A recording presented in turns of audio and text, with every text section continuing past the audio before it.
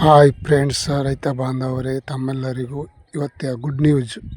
ಶುಂಠಿಯ ಒಂದು ಬೆಲೆ good news ಅಂದರೆ ಡೌನ್ಲೇಜ್ ಆಗಿದೆ. ಇವತ್ತು ರೇಟೇ ಕಮ್ಮಿ ಆಗ್ತಾಯಿದೆ. ಏನು ಮಾಡ್ಬೇಕ್ರಿ? ಪ್ರತಿ 60 ಕೆ ಜಿಗೆ ಹೋದ ವಾರ ಇದ್ದ ಹಾಗೆ ಈ ವಾರ ಇಲ್ಲ.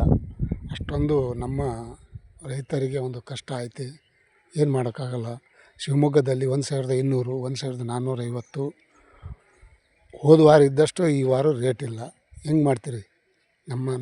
ನಾನು ರೈತ, ತಾವು ರೈತರು.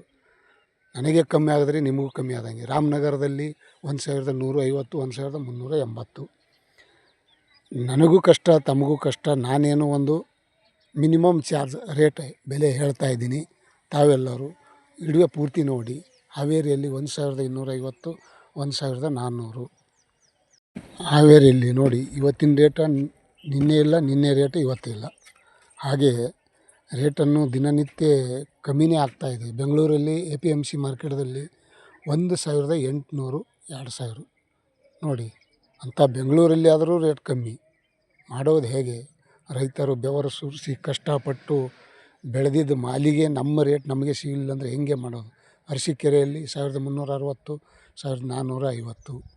ಇದೇ ರೀತಿ ರೇಟು ಡೌನ್ ಆಗ್ಯದ.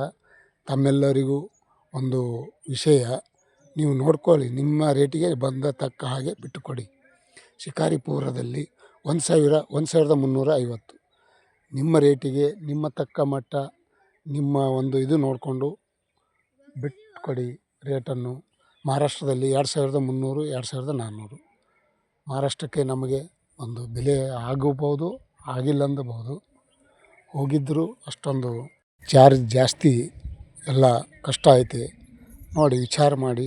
ನಾನು ವಿಚಾರ ಮಾಡ್ತೀನಿ. ನಮಸ್ಕಾರ.